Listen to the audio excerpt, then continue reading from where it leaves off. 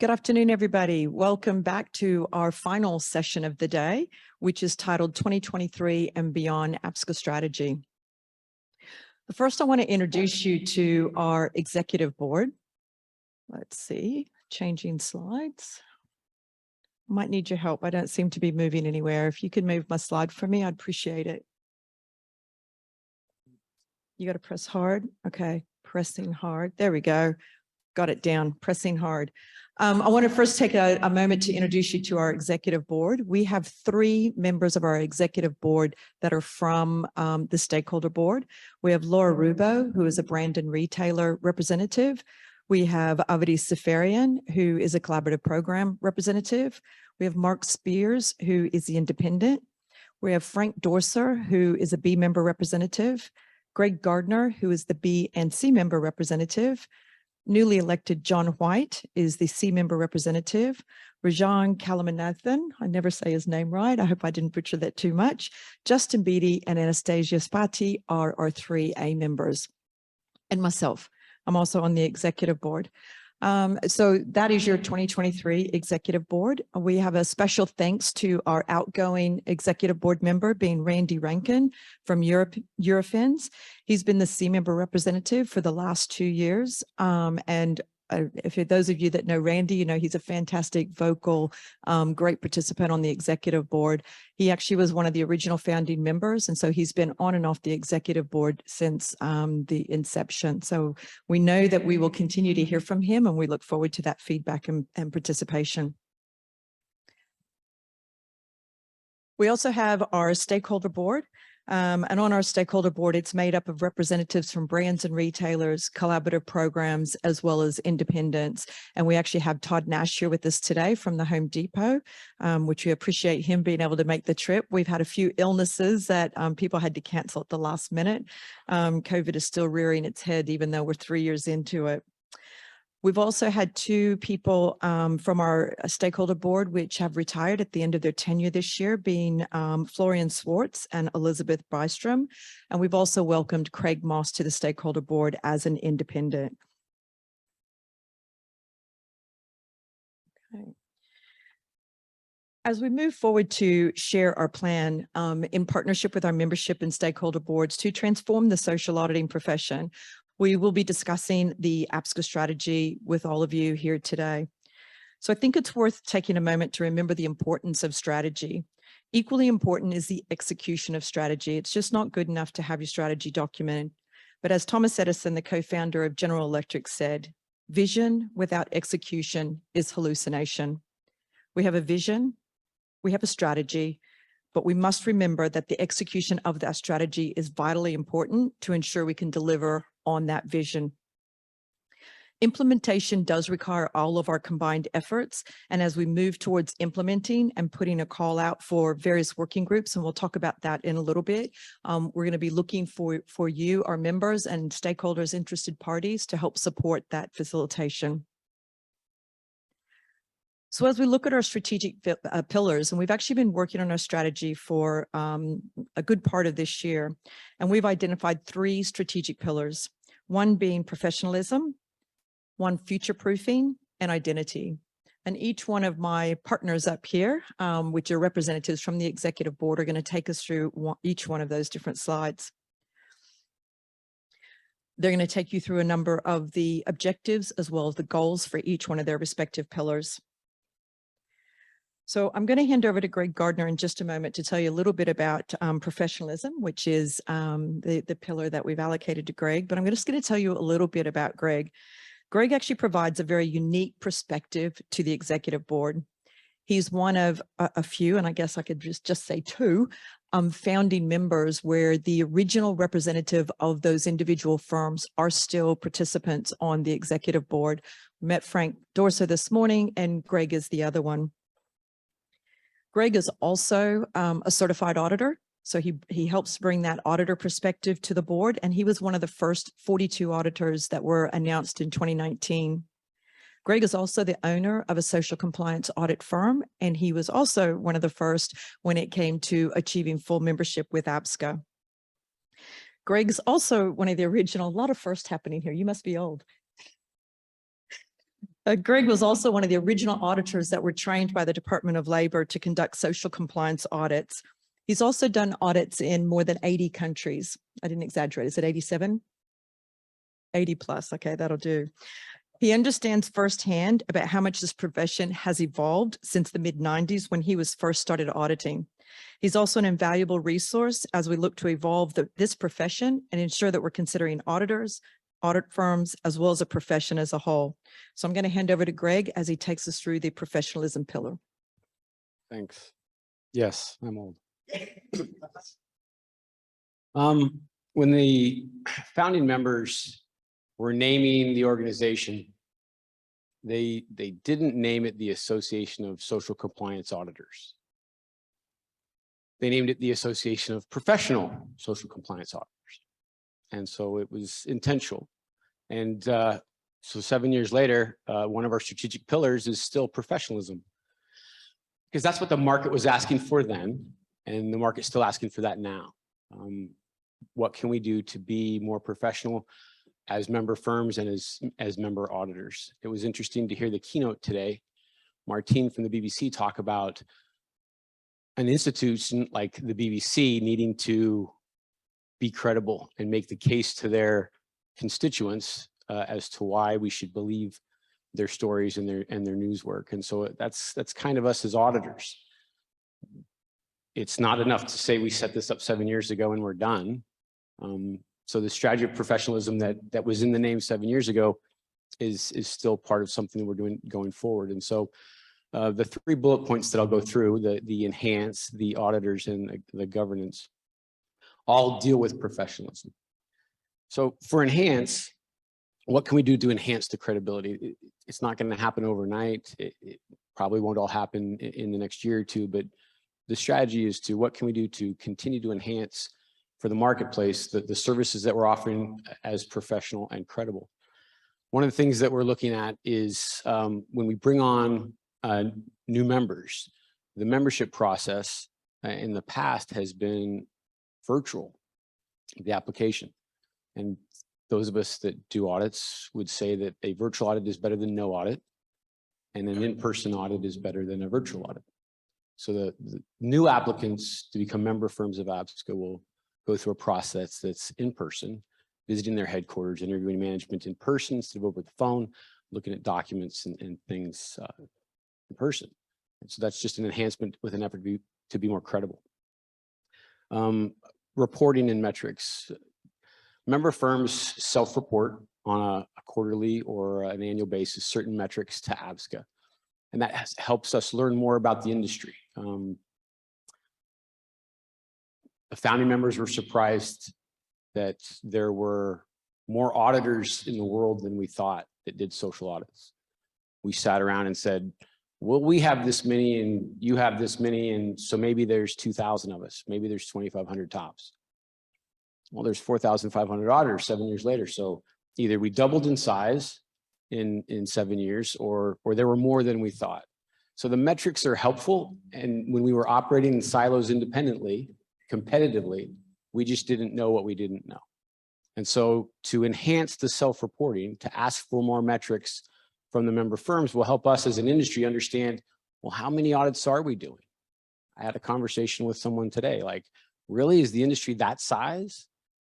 We actually don't know how big the industry is because we don't count everything the same. So the more we can improve our metrics as an association from you, the member firms and the member auditors, then the more credible we will become as we have that information. Engagement with stakeholders. We'd like to enhance the engagement with stakeholders. Some of the initial efforts going back to 2003, 2004 didn't succeed as fast because they didn't have as many stakeholders engaged. And we know we can engage more stakeholders, and the current stakeholders that we work with, we can engage them more often and do a better job of it. And so one of our strategic pillars is simply better and more engagement of more stakeholders. An example of that would be some of the collaborative schemes.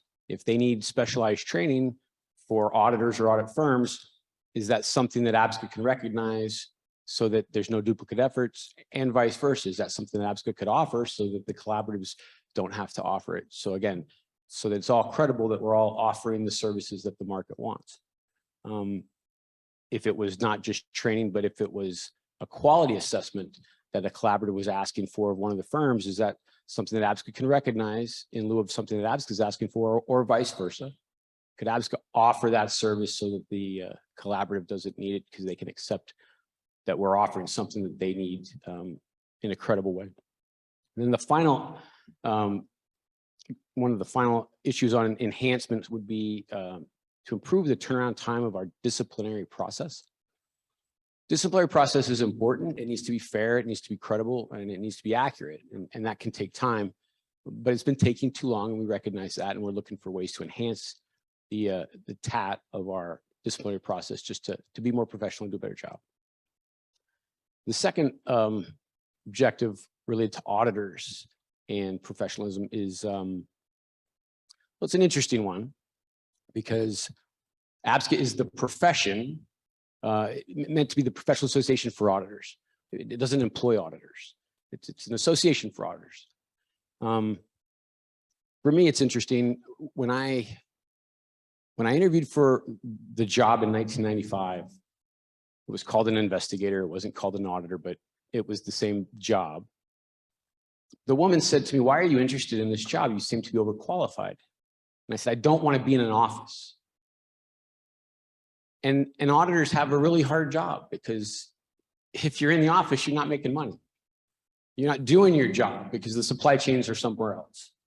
And I know how hard it is for auditors to be on the road all the time. It's a very difficult job to travel. And you go and you have good days and bad days, and you find problems and the client doesn't do anything about it, and it can be very frustrating, and you have successes and failures, and you have to come home and do your laundry, do your mail, and then get on a plane again. So what can APSCA offer for auditors that are doing such good and important work, such interesting work, but probably don't have the amount of support that they could get? Since we're not your employer, there's only so much that APSCA can do, but the goal would be, can we offer a forum? Can we offer a way that auditors can share information? Is it a survey? Is it working groups like Rana mentioned? What can be done when auditors work for different member firms in different countries all over the world, including the freelance auditors? What can be done to help the communication without breaching any confidentiality issues, to share the challenges, the successes, to improve the profession of auditors and social compliance? So that will be one of the goals for enhancing the profession related to auditors, is offering a communication outlet to share information. One last thing on auditors is internal auditors with the brands. Those auditors that do social compliance audits, but they don't do them as an independent third party, they do them for a brand, as an employed by the brand. From day one, they've asked to be involved, and we, the member firms, have said, well, it's about third-party audits, because to truly be independent, you can't be, the client. You can't work for the BBC and audit the BBC. And so we've asked them to wait, and they've waited for 7 years, and they continue to say, whenever you're ready, we're ready. We'd like to be able to join and see if our social compliance auditors can pass the test. And I would view that as an auditor, as success, that we've created something of value, that someone that is, in my opinion, outside of what we do, because it's first party, it's not third party, wants to see if they can pass the test. They want the credential, they want to meet the professional standard. So that's something that we want to do when we're ready. We're not sure how soon that we're ready, but they continue to ask. And for auditors, part of the career path over the years, I've had auditors on my team that have joined dozens of retail brands and companies. And if I can't provide a career path for them as a manager or handling accounts or operations or training, then at some point they will go find another job, because it's really hard to audit. I mean, I couldn't audit every week like I used to. I've done like 24 audits this year in 4 countries. Not very hard to do 2 audits a month, right? Still the best part of my job. I'd rather be auditing right now than have a microphone and a tie. But the point being, there's value. It's just, we're trying to figure out, how do you take those 4,500 auditors that are in how many countries? A lot, right? 105 countries, over half. And they work for 55 different firms, and then some of them are independent contractors that work for however many firms they choose. Then there's the the internal auditors that would like to join. It's interesting as we try to figure out what it looks like, and we look for all of you to help us with some suggestions on how do you do working groups in different languages and in different time zones and for different topics when everyone works for different companies and we all have NDAs. The third objective with professionalism is governance, and kind of relates to what we were just talking about, is creating systems that we didn't create originally. When we started, there was 6 firms. We knew that there was maybe 20. Then there was 25 members, and then there was 30 members, and I'm amazed that there's 55 members. Rana said that 3 have applied. There's, potentially 58. It's not going to go down, even though there's been companies that have left, 8 that have either been applied and denied or withdrew their applications or suspended. So if we had, that's 55 plus the 8, 63 plus 3, 10 going through the process now. So we're at 70, 75 companies that do this, and we know that there's more, right? So the governance that was set up 7 years ago needs to be adapted for the new reality. And we just need to figure out what that is. It's a topic for the board meeting yesterday. It's the board meeting tomorrow, but we know it won't all get solved. But governance is something that we know we need to be professional about. And we'll continue to do that. As the treasurer, I'll just say that we have the financials audited once a year by an independent third party. We're in the compliance business. We need to make sure that we're compliant. And so governance is something that will continue to be something that we look at and we focus on to make sure that we're meeting the prevailing standards of the industry. With that, I'm supposed to introduce Avitas, which seems odd because everywhere I go, everybody knows him. So I'm just going to pass this over to Avitas. Or you have a mic?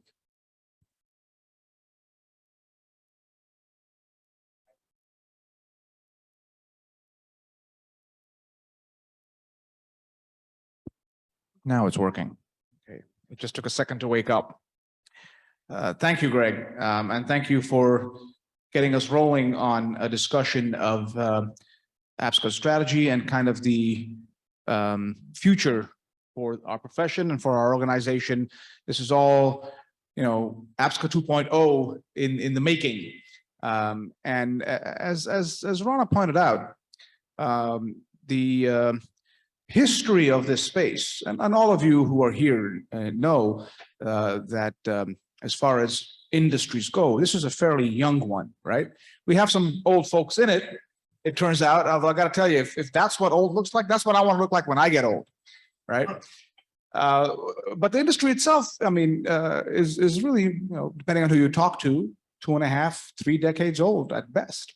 There's still a lot of growth to come, a lot of learning to come. We heard on the panel I was moderating earlier that the landscape is changing tremendously, some of it in ways that are likely to really provide an impetus for further growth for this industry.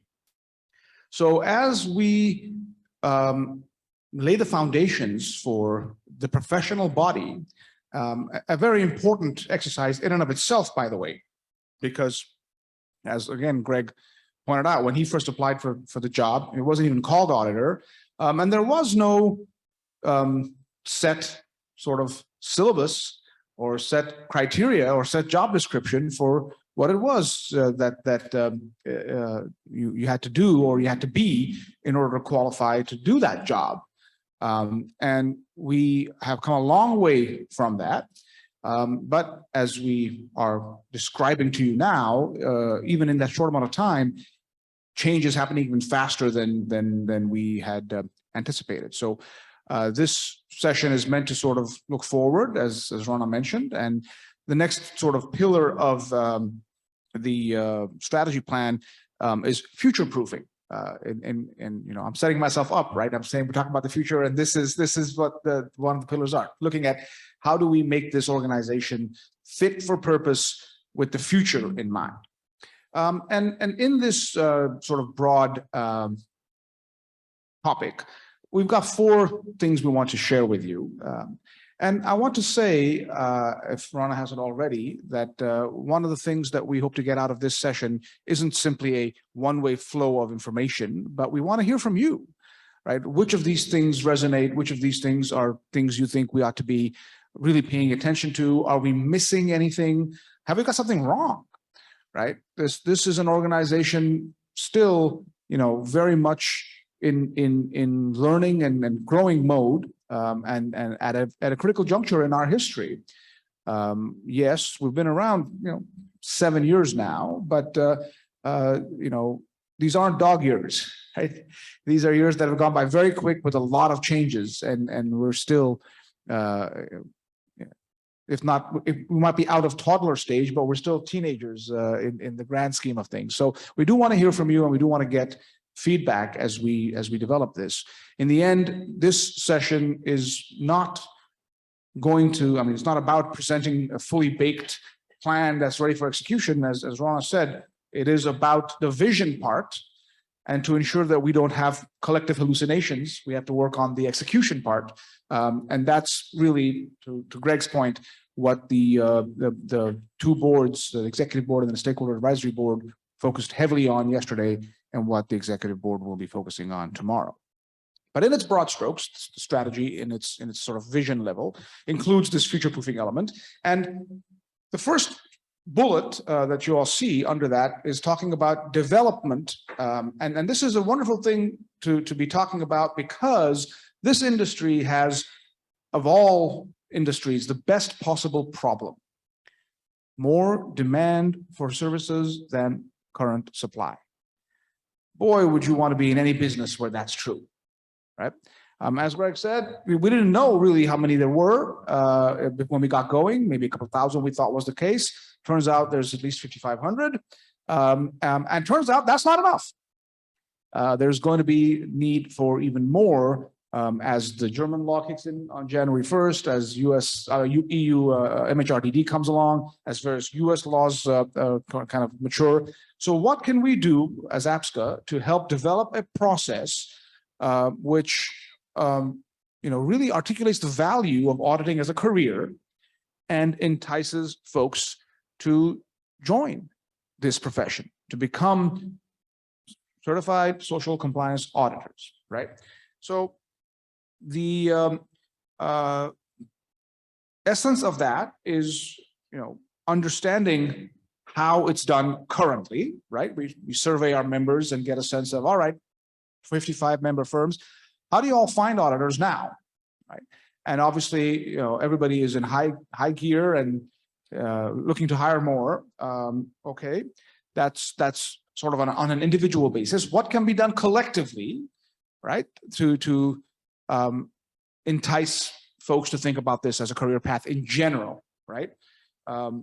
Is there some kind of an academy that can be founded that promulgates this as a career path, that focuses on supporting new auditors, training for new auditors, things like that, things that can be done on a pre-competitive collective level, right? We often, in various different contexts, compare APSCA as a professional body for auditors to, say, a bar association, and the role it plays for lawyers, right? As Greg said, APSCA doesn't employ auditors ourselves. The bar association doesn't employ lawyers, but the bar association does do a lot of promotion of the law as a profession, right? A lot of seminars, a lot of career counseling type things for people who are looking to decide whether or not this is a career for them. We should be looking to that model and saying, APSCA, as the professional body, you have a potential role, a potential resource for the space to develop the pipeline from which the individual member firms can then draw and fill their ranks with prospective auditors who will then obviously go through the APSCA process and hopefully achieve CSCA status. So that's key, right? And as mentioned, a wonderful quote unquote problem to have, because we have this great situation facing this industry where we have this prospect of more demand than current supply. All right. To fill that pipeline, all right, once we've got the candidates in there and to get them through and make them CSCAs, we have to put them through the exam process. Okay. We've had it in place now for a couple of years. Again, as Rona pointed out, Greg was one of the first to get CSCA, and we're running through and maturing that process, but it's now at a place that we have to get into steady state and get it into this sort of future-proof model. So we have to revisit the structure and reaffirm its fitness for purpose and adjust it as appropriate for the evolving needs. And so that's kind of what that review bullet is about. Review the exam process, ensure it's evaluating knowledge and doing so efficiently, and is indeed the mechanism by which we are able to attest to the skills and competencies of member auditors, that where we are putting that CSCA seal, it does indeed get it right and do so at the appropriate level of rigor. To do this, we have in mind, again, as Greg pointed out, we're in the compliance business. If we want to do something, we know that it's best done independently. So we don't want to be, we don't want to have Maxine auditing the BBC. We don't want to have APSCA reviewing its own exam process. We will be engaging a third party to do that. And there are, believe it or not, professional organizations that do just that. They review accreditation processes, they review examination processes, and they attest to their fitness for purpose. We have identified a prospective such body, and the expectation is that come 2023, we will be engaging in a review of the process, the overall method for developing exam questions, case studies, and scenarios, as well as the kind of feedback that's generated post-exams. And I know there's a lot of auditors out there that have provided a lot of their own feedback on that feedback, or, occasionally or in the past, lack thereof, from which, of course, we've learned and improved, but there is more to do. So we will be engaging with that third party. Just a reminder, by the way, for folks who may not be as familiar with the history, we did that third party engagement approach initially as well when we first got the exam going, to develop the questions, write the case studies and scenarios. It's been part of our DNA, again, as a organization that's in the compliance space. We understand the value of engaging independent partners where credibility of the process is critical to its success. And naturally, along the way, as I mentioned, there's been lots of feedback from various examinees, and they have been incorporated, and all three parts of the exam have undergone improvements over the years. So it's not like we haven't done anything the past few years. I'm just trying to share it with you what we're going to be doing going forward. All right, that brings me to the identification bullet. And again, as we look at the future, and as you heard from the previous panel today, and those of you who were on the Tuesday webinars would have also heard from the general evolving landscape panel, things are changing fast in our space. And they have a lot of real potential and yet to be determined impact on our profession, on how we do it, on what we do, as we sort of focus the topics on which social compliance is honing in, and where we do it, right? Which parts of the supply chain. Now it looks like the whole thing from what we heard from the previous panel, right? So we need a professional body in order to continue to service its purpose of maintaining the credibility and the professionality of the practice, to stay ahead of that curve, help members, help auditors understand emerging issues, and where appropriate, where those issues directly impact the profession, be the voice that influences the debate around those issues, be the leader of the conversation. So I guess the blunt way of putting it is, if there is legislation out there, or if there is, a governmental or intergovernmental body out there that's talking about something involving audits, social audits, they should say, oh, we must have APSCA consulted on this. We got to hear from them. We got to know what they have to say. So we will, and this week's panels are objective evidence, if I say so myself, of APSCA playing that role, right? We want you to hear from executive branch folks, from intergovernmental folks, from practitioners about what is emerging, what's happening, how is it going to impact your profession, and we'll continue to play that role in developing framework for guidance on emerging issues and integrating it, for example, with APSCA CPDs and other resources APSCA can provide. It's no coincidence that several of the panels that we presented so far, although not this one, right, are going to give you CPD credit, right? Because you're actually getting valuable information when you look at the evolving landscape, when you look at the pending legislation, when you hear about freely chosen employment, you get, 2 hours worth of CPDs for each of those panels. This one, you're doing so because you're good people and you like us. No credits here, but it's okay. This is important to be a part of as well. Finally, as part of future proofing, we have this enhance element, which really is about enhancing the user experience, the APSCA user experience, the member experience through improved business practices within APSCA. Right? We have done an awful lot with limited resources over the past several years, and we're all subject to that stricture. But there are certain things that start to wear a little bit and need to be refurbished, especially in sort of the data and IT department, as we all know, that's such a fast evolving space. So we do need to make sure that we are upgrading our data systems to state of the art. And that does not mean just a fancier Excel spreadsheet. State of the art is good data systems that allow for quick querying and quick reporting and that kind of stuff, so that we're able to drive efficiencies when it comes to communication with audit firms, with enrolling of new auditors and things like that.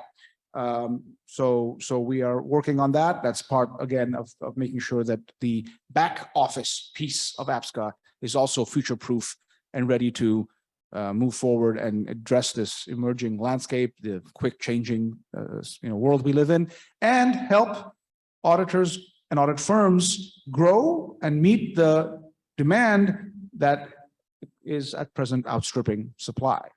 So in the end, it's really with that forward-looking vision that we themed this meetings and series of webinars, what we did, and we want that transformative ethos to really guide us going forward. I will wrap things up, by making a reference to the collaborative program hat that I wear. I didn't get introduced. I'm flattered that folks think that I might not need one, but for those who don't know, I run an organization called WRAP, Worldwide Responsible Accredited Production. We are a social compliance certification program focused primarily on the stone products and related industries sector. And I have personally and organizationally been a longtime supporter of APSCA. It's with great pride and joy that Ron introduced Greg and Frank as two individuals who have been here in their individual capacities from the very beginning on the audit firm side. I have the pleasure of having that same distinction on the collaborative program side. I was part of the original stakeholder board, still am. Somewhere along the way, someone talked me into becoming the chair of the executive board, still am. And all of that is because I really, truly, personally believe in the importance of this role, driven in part by my own experience in my prior life. I will share, since we're among friends, a lawyer by background, and sort of understand the importance of a professional body in that context, but also because simply as a certification program, I see the need and the value and the absolute necessity of this organization, of APSCA, for purposes of doing my job, my day job, making sure that I can run a certification program in the way it needs to be run, because it is fundamentally based on the credibility of the audit that we are using to make the certification decision. And any audit is only ever as good as the credibility, the quality, competence of the individual auditor that conducted that specific audit on that specific location at that specific location on that specific day. So the importance of having this body is crucial, and not just philosophically, practically too. Before APSCA existed, for example, RAP needed to qualify all, I mean, we still do, we have to qualify all auditors that do RAP audits, right? But before APSCA existed, we had no basis for determining whether that auditor knew how to really audit. And then, of course, we had to make them into RAP auditors, right? There was no foundation for which to do this other than take their word for it, right? So we had to put them all through a full training, 5 days worth of training to get them to that, test them on that, and then prepare them to do RAP audits. Since APSCA has been in place and now we have the process, I can very confidently and have already implemented the change of saying, if you're a CSCA, you don't need that 5-day training. We don't have to waste your time, waste our time. I shouldn't say waste, use that time that way, right? We can simply take you as an auditor and simply rapify you, right? 1-2-day training, bridge course, whatever you want to call it. That is obviously much more efficient, much less resource intensive, and in hopefully a obvious way, a value add for the monitoring firm as well, because to send their auditors to get RAP-P5'd would take them 5 days and cost them more money and time.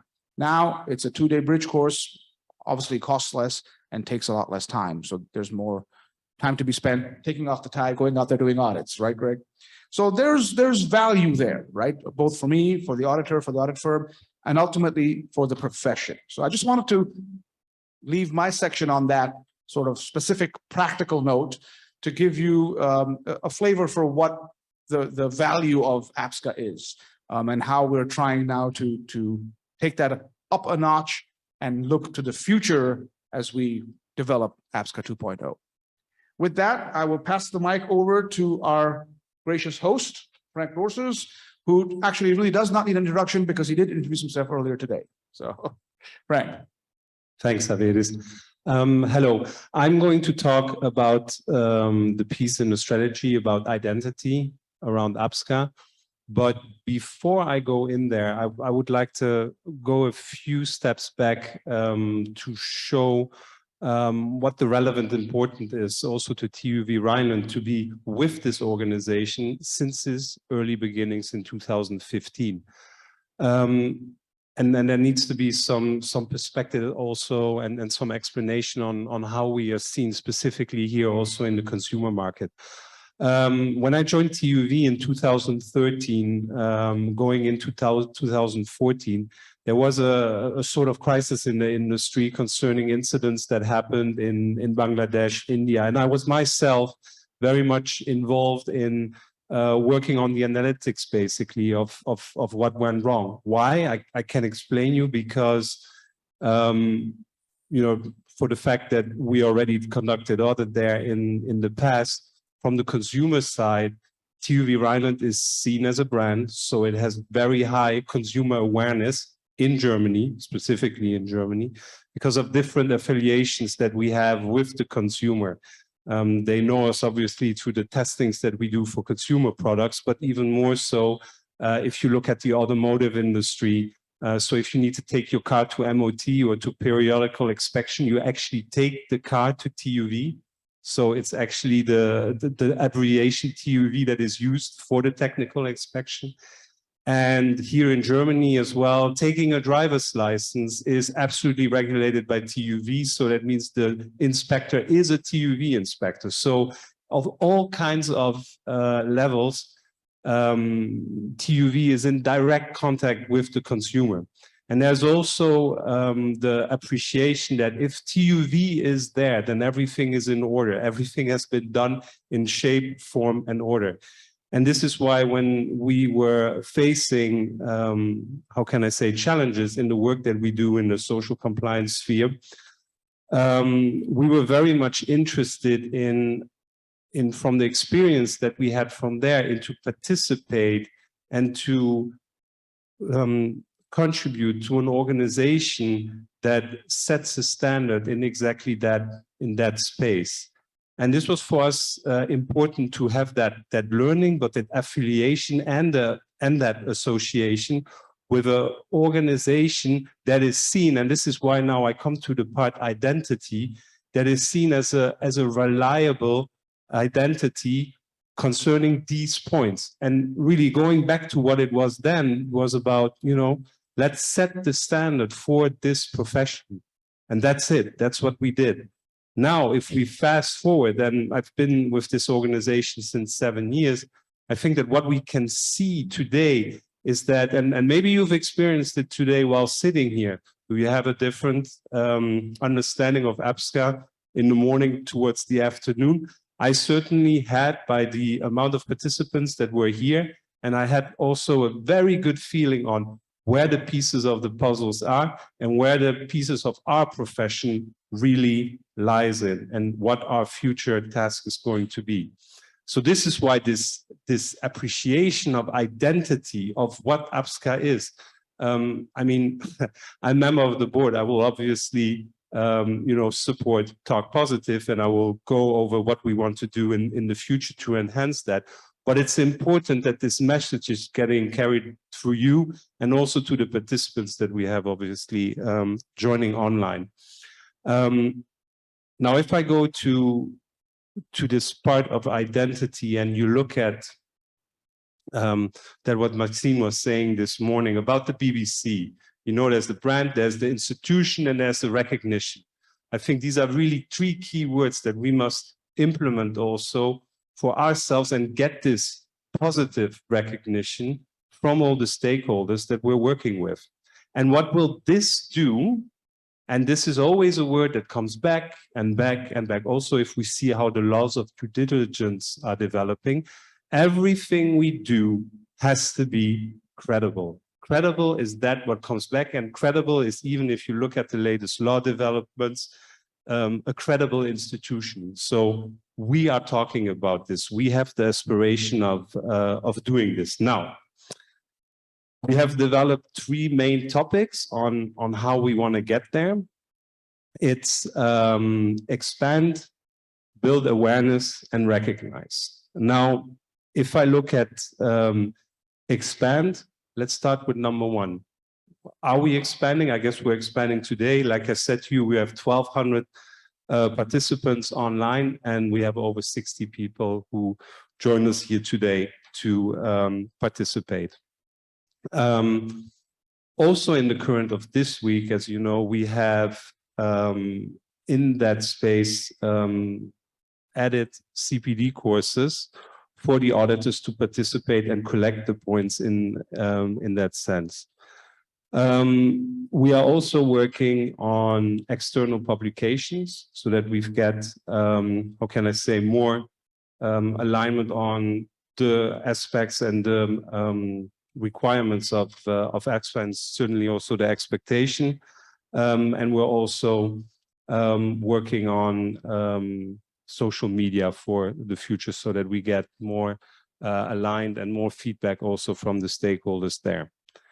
The next point will be building awareness. Building awareness with the industry and society, and very specifically also with regulated bodies and civil society and regulatory bodies. I'm just thinking one that was also a remark that came, and that's why I want to make a little loop.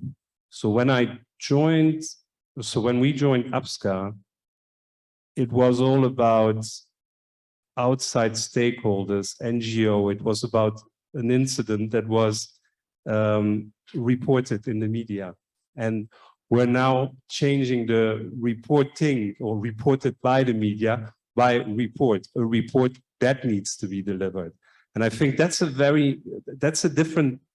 different altogether.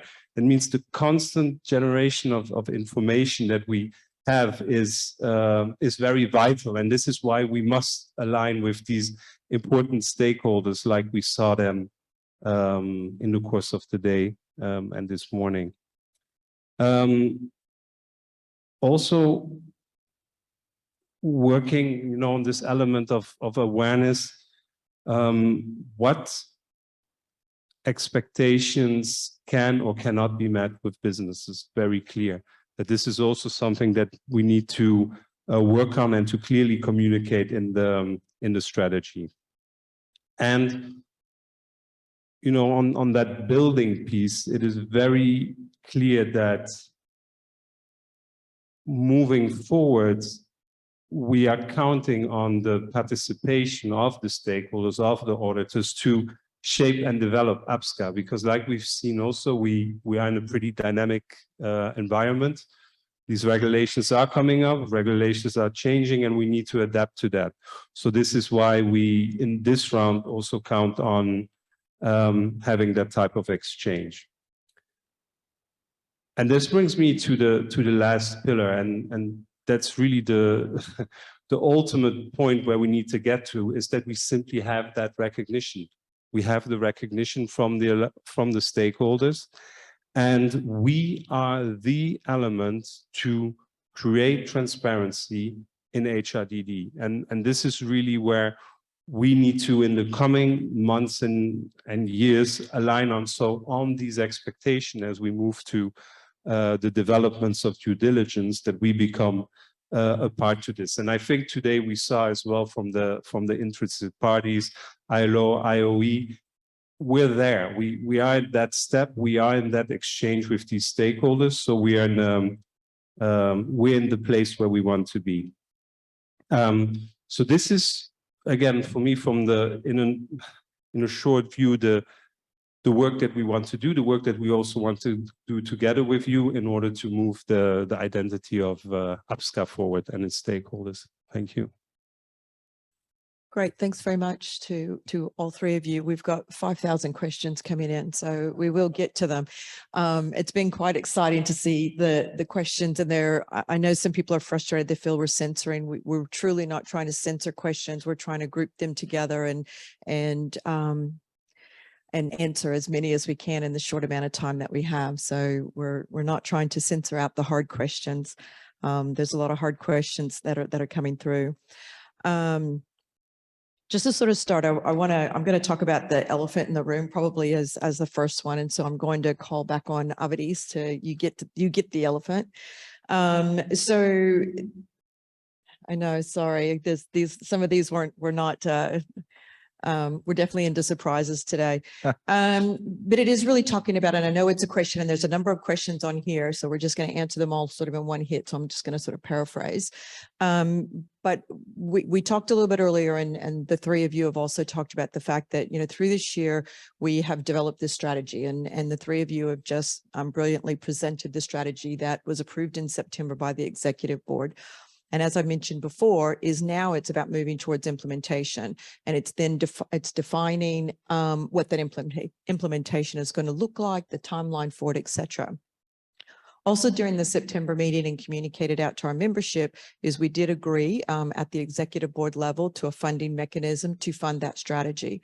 Subsequently, following a lot more feedback, we had gathered feedback prior to the decision, but we clearly didn't engage enough as we should have in obtaining that feedback.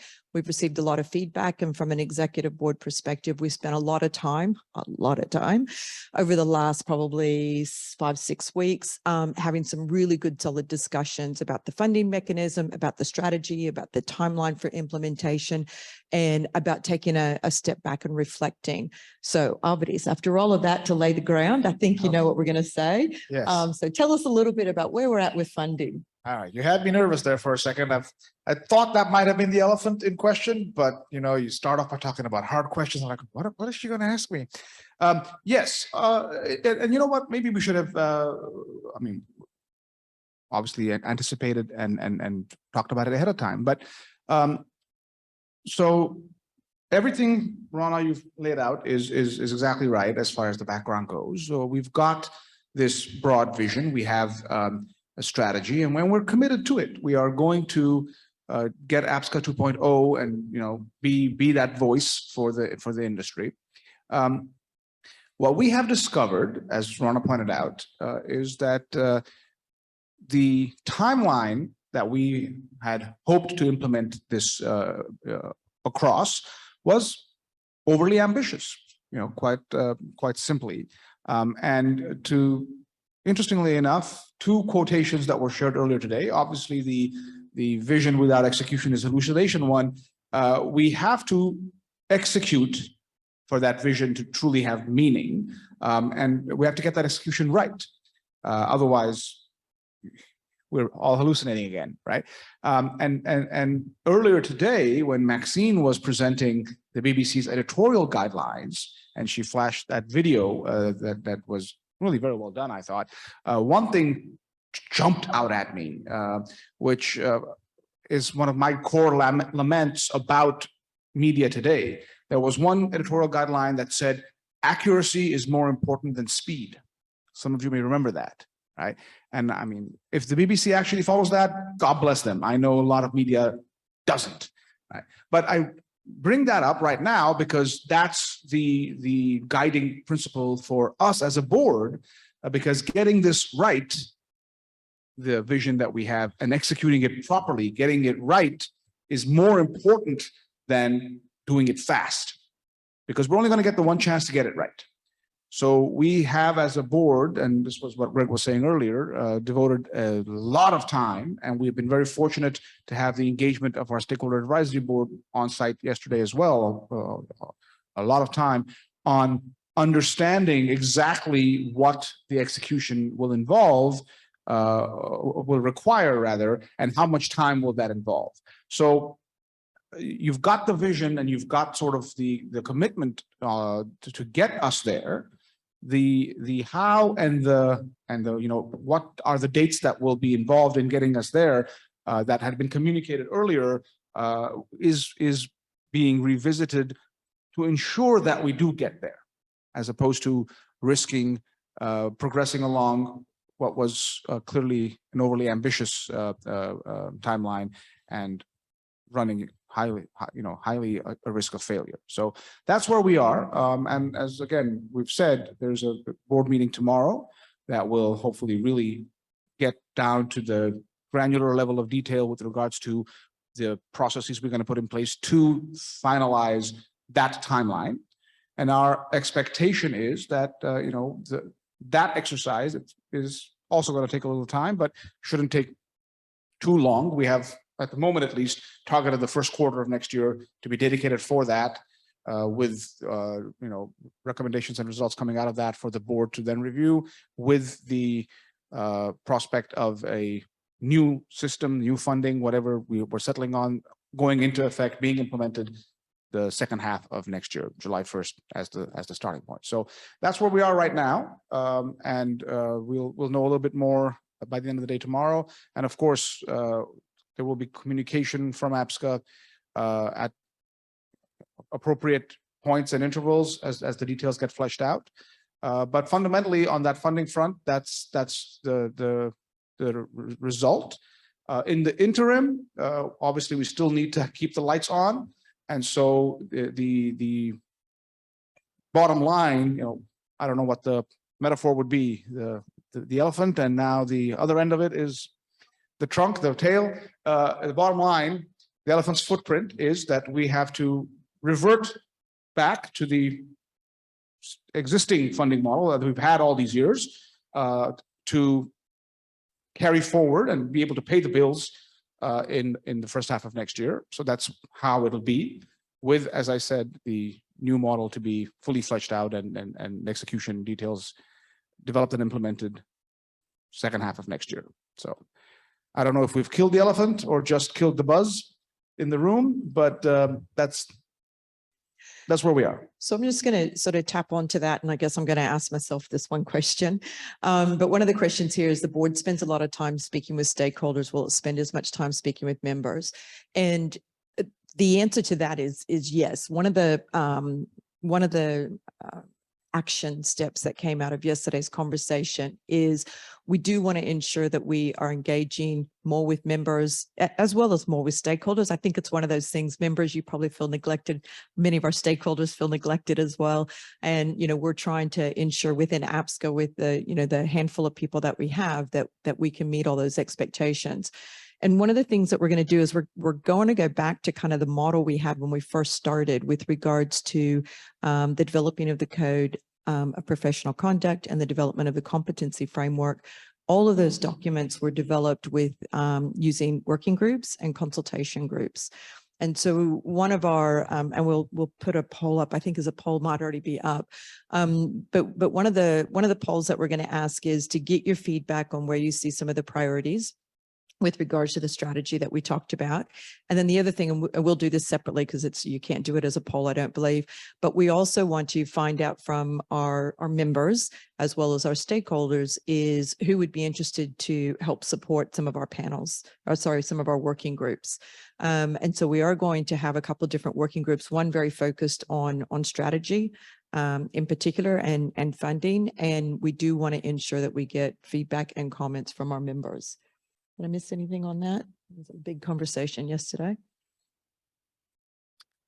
Okay, missed away. The board engaging with more of its members. She's asking about the poll. I mean, we'd love to, but some of us have day jobs. As a board member, I don't get paid to be on the board. I don't get paid to come and travel here. It's like public service. I believe in the industry, and I could spend more time with my family and on my business if I didn't support APSCA. And so we were surprised when the C members went from 10 to 15 to 20 to 48. So being the C member rep, I appreciate the vote 3 times to represent you. It's more difficult now than it was. And there was a question about when will the board change, and some of the senior people step down, even if they've been voted in. You're welcome to go to the board meeting in my place tomorrow. I would love for you to do that. I probably won't run this next year. This is my last year. I think it would be great to have fresh voices. But understand it's a commitment, it's work, and it's free work. One of the questions that was said, why wasn't the funding mechanism brought to the members as a whole? So we did actually hold discussion sessions with the members in June. We had 2 C member calls, and we had a B member call. And then of course, all the A members are actually on the executive board itself. So it was discussed. We probably should have, and, we all know that as a young organization, we're constantly learning. And we now realize that we probably should have had a few more conversations with everybody. We recognize that. And that's a huge reason why we're taking a step back now to consider how can we make sure what we're doing is in the best interest of our members and the best interest of continuing to bring our membership to that professionalism that we all want to do. So we're constantly moving forward. We want to make sure that we do it in the right way. I know a lot of people feel that the exams are really expensive. We actually lose money on the exams. So we've budgeted a slight loss on those exams. We do not make any money on the exams. We have to pay our interviewers. We have to pay our translators. We have to pay ProctorU to carry out those exams. We work very hard behind the scenes to be as efficient as we can with the resources that we have.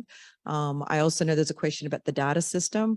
The data system, I would love to give you a date. I do not have an exact date. A part of it will also depend on funding.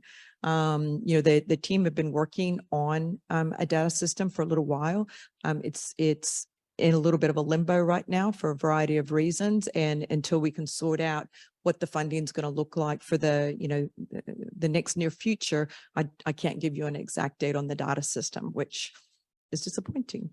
Another good question was about recording sessions. Yes, all the recordings were going to be uploaded, and Andrew will communicate that with you all at a later date as soon as we've got that. Oh, this is a question I was going to ask you, Greg. Oh dear. Sometimes these questions are a bit hard because I flip around a lot. There was one about why doesn't APSCA allow those RAs who fail the exam to conduct audits alone? Exam failure is a coincidence, and many of them have years worth of experience. And I think this also goes along the lines of, we're having a capacity issue right now, so why not just open it back up?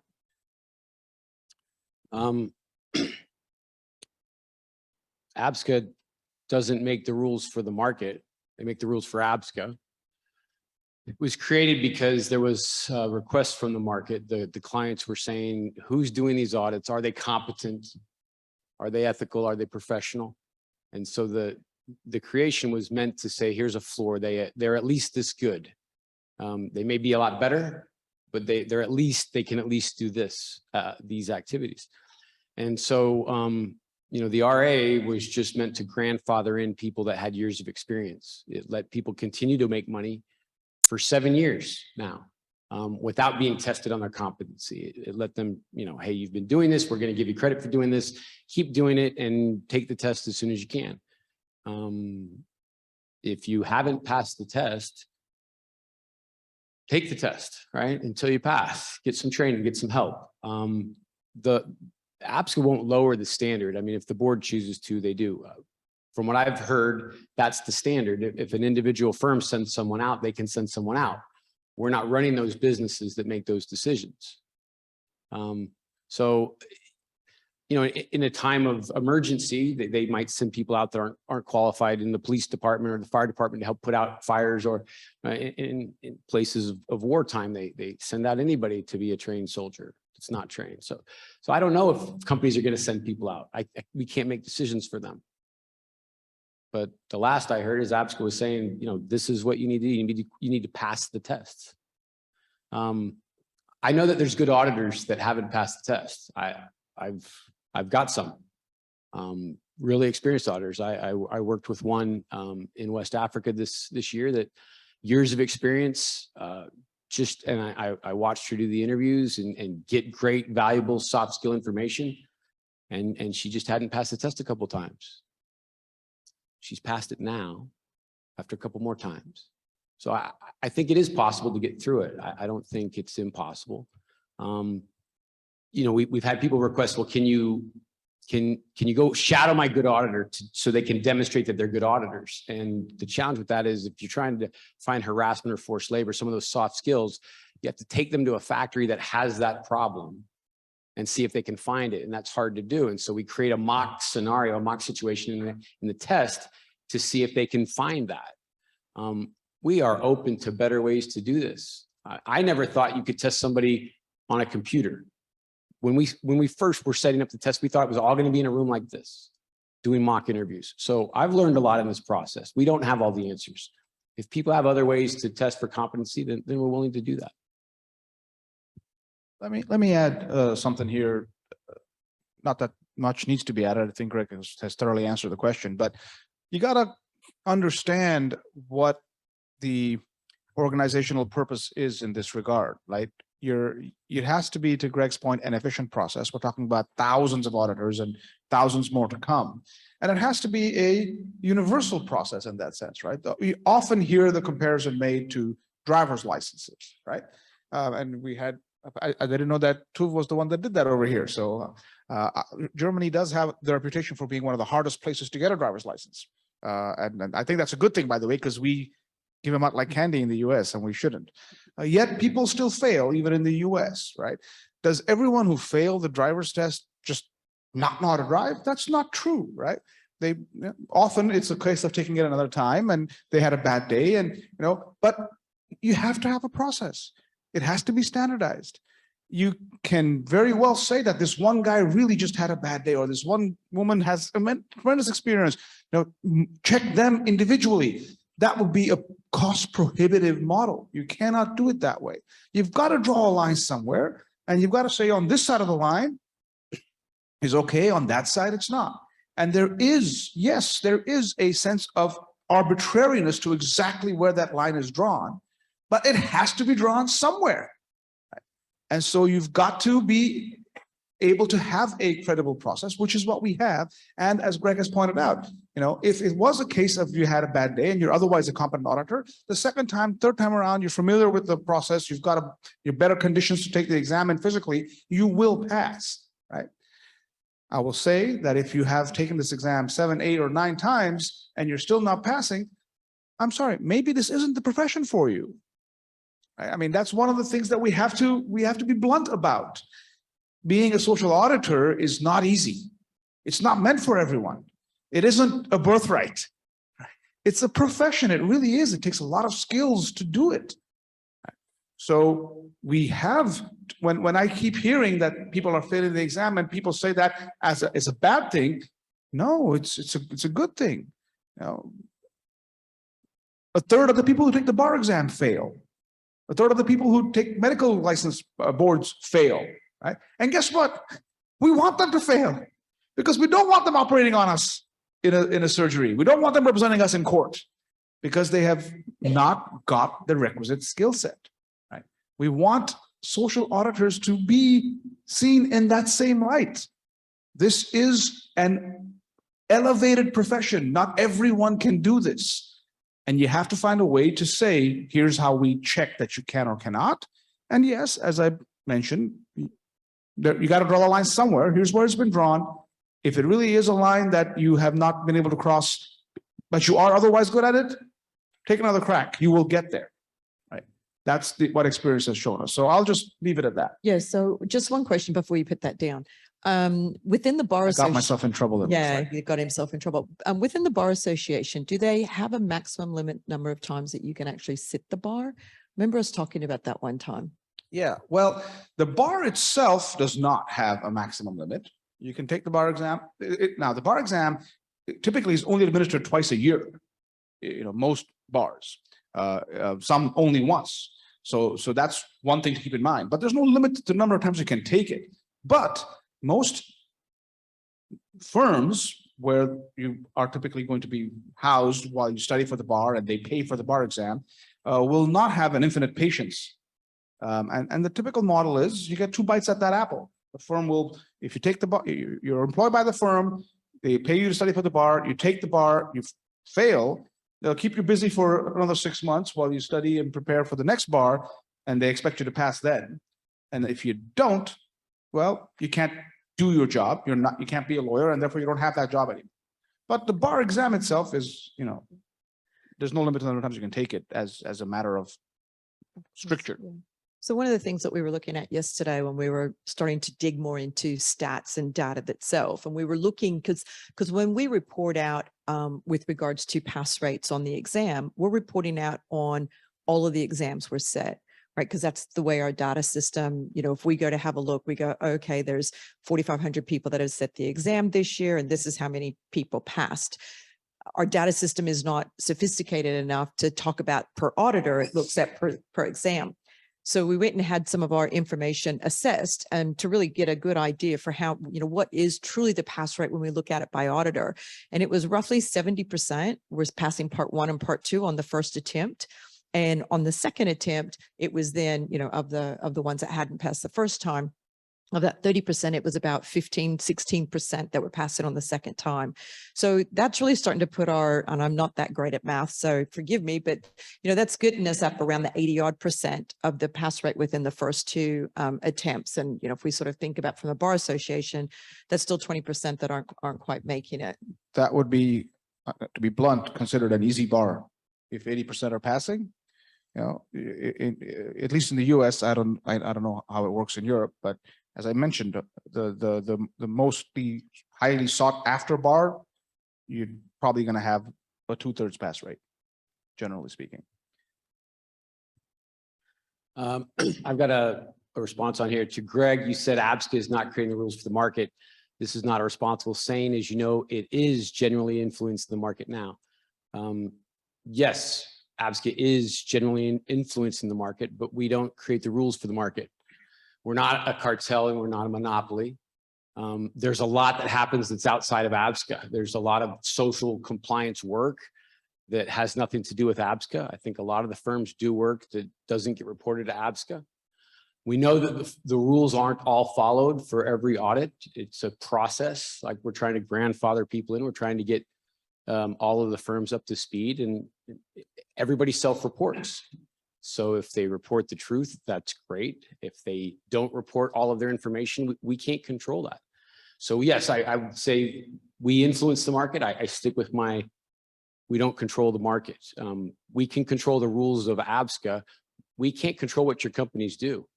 The member firms can do audits with ASCAs. We've asked them not to.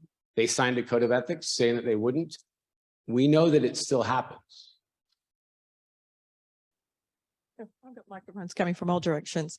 So I'm going to pass this one back to Avadis because I think this is really worth getting clarified. So Avadis, the bar exam costs less than all of APSCA's exam. What's the point of your comparison? Well, I don't know which bar you are referring to, but it's not true. Right. At least in the US, again, the bar, just the examination fee for the bar exam that I took 20 years ago was $795, just the exam fee.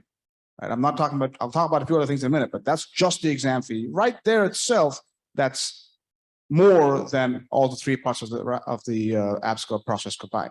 Plus, don't forget, to take the bar, you got to go to law school.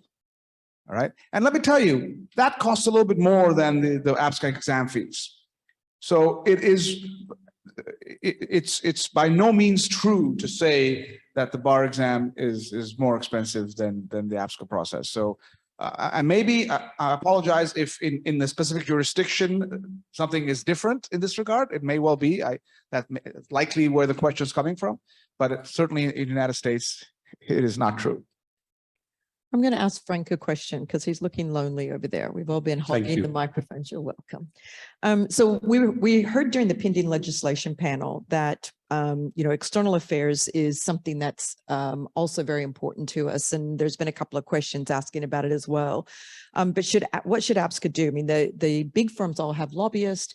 Why would APSCA not just sort of rely on to Rhineland, for example? We heard Reinhardt.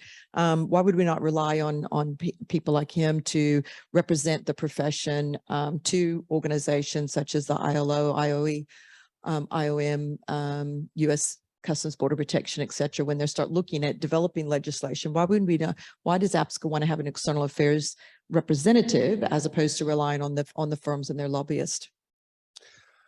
Because there is, if you look at all these movements going now on from that side, you cannot solely rely on one person doing that big of a job on a how can I say, on a one-sided, one company basis. It's not going to work. What you need to do is really look at all the stakeholders that are in there. You can retrieve obviously the information from the different tech companies. But then I also asked the question, who has lobbyists in place right now, who is exactly doing this type of a job? I mean, we're doing our research because we are proactively going for that information and retrieving that information by going out to the stakeholders. But on a global level, how does that work, and how can we address it, and how can we transform this into this organization so that we can still, keep a right representation of what needs to be done in the field and counterbalance that. So this is why it's a bit that's a bit too much of a job for one person to do. I mean, we as TÜV Rheinland, we will of course upstream that information, but for the shaping of expectation, we definitely need an expert that can go and shape that expectation with these stakeholders. Thank you. Great, thanks, Frank. I've got another couple of questions for Greg here. I'm going to ask them one at a time because that's best practice when you're interviewing, isn't it? Oh, bugger, sorry. The questions keep popping around when we move things around. So where did it go? Well, while I'm looking for it, somebody said when panel refers to members, they seem to mean companies and not auditors. I want to clarify, and if you look in our glossary of terms, members is actually member firms and member auditors. Whenever we say members, we're talking about both. If we're talking about the firms, we'll say member firms. If we're talking about auditors, we'll talk about member auditors. But when we say members, we absolutely are talking about both member firms and member auditors.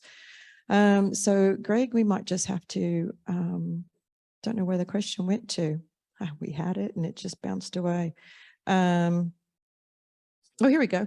What's APSCA doing in order to ensure that there's a mix of senior and fresh auditors such that there is general hand-holding for new auditors?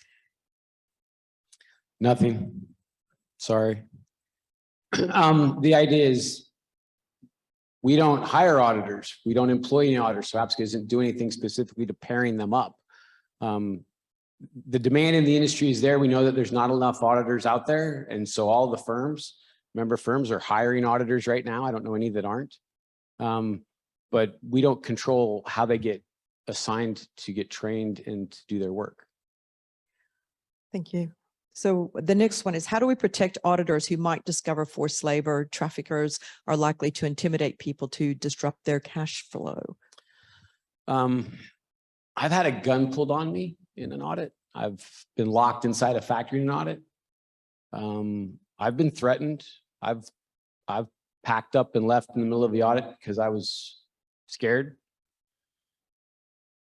We don't protect you, the auditors. You have to protect yourselves because we're not there. I had an auditor call me in Los Angeles. She was in Mexico, locked inside the factory. And I said, call the police. I can't help you. And so the question, I appreciate the question. Had a client ask about a forced labor investigation in China. I assume the Chinese are listening to this conversation right now. I told the client, you will not get a report that says forced labor, even if we find it, for the safety of my auditors. We will report it to you, but it will not be in writing in the report. So the question on how do you guarantee the safety in a bad situation is, you need to take care of yourselves because you're in the field, you're not in the office, you're on your own. Now, we'll support you. I've had an auditor in China call me up and say, I was threatened by the consultant when we failed the factory, and I'm not going to leave the factory until you can get me out of here. And we called the client and we figured some stuff out and somebody picked them up. And so again, you know, if they threaten you, if there's going to be a problem, then you're just done with the audit, right? Say that they passed the audit, tell them whatever they want so that you can get out safely. I mean, if the industry, one of the industry phrases is do no harm, meaning in supply chains, right? In my supply chain as an employer, my auditors are my supply chain, right? I need to do no harm to my team. And I can't take care of Melissa when she's in Italy. I'm not in Italy. She has to take care of herself and her team. And so auditors need to be smart, and we can always go back and explain to a client later on, there actually was forced labor and human trafficking, but we didn't put in the report because we were on site and it was a bad situation. I've never had a client say, that's not okay. So there's a couple of questions here. This first one, which is, will APSCA send statements to legislative bodies, initiatives to influence the process if no lobbying department is used? So this year alone, we sent 3 letters to various government bodies, 2 in the EU and 1 in the US, to provide some comment and feedback. And that was done from an executive board level. And it is something that we will continue to do, even if we don't have our external affairs person. We will try to do as much as we can with as little as we have to continue providing that influence, because we think it's so important with the amount of pending legislation that we heard about today on that panel. And then also on Tuesday's panel, if you weren't able to participate in that, I encourage you to download the recordings. If they're not posted already, I'm sure they'll be posted in the next few days. But download that recording also to listen to Evolving Landscape, because the combination of 2 with pending legislation, which Alvarez did both, are really important to help us understand the direction that we're going and why it's so important that APSCA have the right people having those conversations as well. There was one on child labor. There was a question on second-party auditors. Internal auditors find more child labor than third-party auditors. Why? And is there learnings there? Was that the gist of the question, if you remember? Yep, it was. I would guess, and I don't know this, I'm wrong all the time, but I would guess that that's because internal auditors have unannounced access, and many third-party audits are announced. I know that some are unannounced, but there's certainly learnings. I know that we can all do a better job and continuous improvement. So, but that was the question, and I think that that's one of the reasons why. One of the questions here is, why then is the model exam only online? APSCA ever thought about an on-site observation assessment? And we kind of talked about that a little bit ago. Greg mentioned it just a moment ago, but I think one of the other challenges, in addition to the fact that you know, we sort of turn up to observe an audit, but you don't know what you're going to get. And, you know, right now, one of the biggest criticism, and there was another question that popped away, and it was talking about Greenpeace as well. And I know I kind of answered it, but I think it goes along the same lines, is one of the criticism that we do hear about social auditing in general is, you know, we don't pick up forced labor, we don't pick up harassment and abuse, you know, all those type of things. And it's really hard to validate whether somebody, you know, meets some expectations with regards to, do you understand forced labor? Do you understand the 11 indicators that has been talked about so many times today? And if you haven't participated in the ILO 11 indicator training, I strongly encourage you to do that. But unless it's actually happening in the facility when we go and observe them, it's really hard to say that you know how to pick it up and identify it if it doesn't happen to be in that particular facility. And I know a lot of people, and I hear it way too often when people tell me that, you know, well, forced labor is not in my country. I think we heard today on that panel earlier, the very first panel today, which was on freely chosen employment. It is everywhere. I mean, they found it in Greenland. I think Greenland was one of the last countries, you know, that hadn't had it yet. It is everywhere. And unless we actually know what those warning signs are, we might stumble across it and not even realize. So I think it is really important, which is why we came up with the simulated version, because we can make sure that we have all those things fed into the exam process. Also, the fact that, you know, if Greg ends up going out to a factory, when he was getting his certification, he goes out to a factory and it's an easy factory and we pass him, and Melissa goes to a factory and it's a really hard factory, and, you know, she fails, she passes, whichever direction it goes. We now haven't measured them against that level playing fields, similar to, and I know some people are not happy with a constant analogy with the Bar Association, and we do use it a lot, partly because it's a professional body that most of us are familiar with in some way, shape, or form. So we do use it to compare. And it is something that we have modeled ourselves off the Bar Association. We've modeled ourselves off of accounting as well. We spent a lot of time when we first were setting up with PCAOB, which is a Public Companies Accounting Oversight Board. I might have got those words in the wrong direction, but they were fantastic. And even talking to them about, you know, the reasons why they started in the first place and how they continued to build credibility.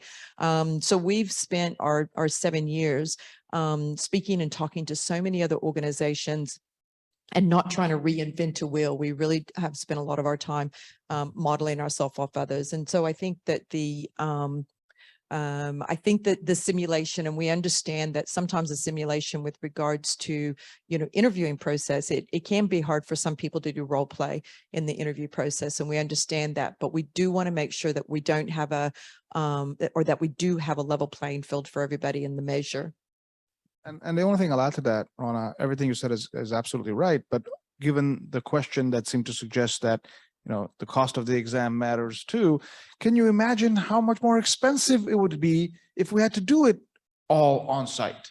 It would really be cost prohibitive. So the practicalities of the process cannot be ignored, on top of all the important things you said about uniformity and scalability, because we're not talking about observing one guy one time. We got 5,500 auditors we got to go put through this process, and we got to have, you know, a certain pipeline every year. So yeah, it has to be factored in. Yeah. And actually, when we did our original pilot of the exam, we were doing all of our exams in person. We were sitting all 3 parts at the same time in person. And we actually realized that it was actually going to turn out to be cost prohibitive. It was also turning out to be very difficult, because if we did sit down and you paid to go through all 3 parts and you failed one part and then you had to resit, you had to wait for us to come back, and, you know, however that was going out, you know, I know people get frustrated with the amount of time they have to wait between when they sit and then they sit their next one, whether it's a pass or a fail. I know people would like for it to go a bit quicker, and everybody wants it to be cheaper. If we went around back to the original way that we did the pilots, it would be a whole lot more cost effective and a whole lot slower. So, you know, there was a variety of reasons why we went through the third-party proctoring, why we don't do all 3 parts in the one day or at the same time. And it was to try and be really reflective of everybody's time. We know that not everybody could always be available on, you know, Monday, the 12th of June, to come in and sit exams. So that was part of the reason why we did all of that.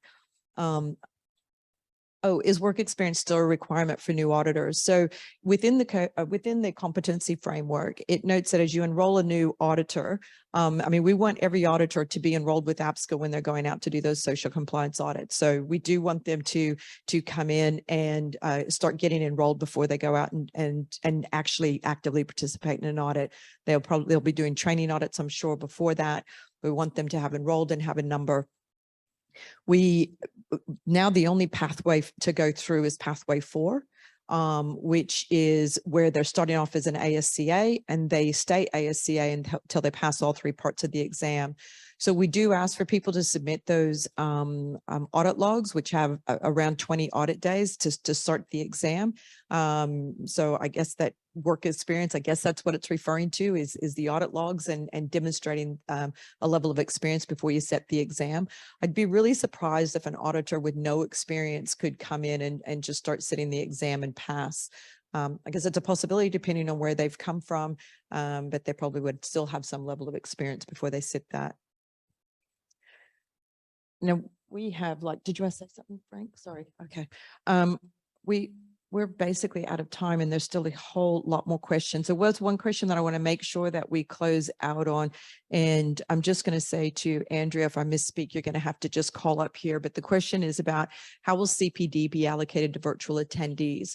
So through sort of recognized training, the various courses that have been going or trainings that have been going on to be noted down as recognized. But in the enrollment process, and again, like I said, Andrea, just jump up if I'm wrong, through the enrollment process of, signing up to participate, we can actually see who joined. We can see how long you hung in there, whether you just sort of logged in and disappeared, or whether you registered but then never participated. So, there is a method for us to validate whether you actually did participate or not.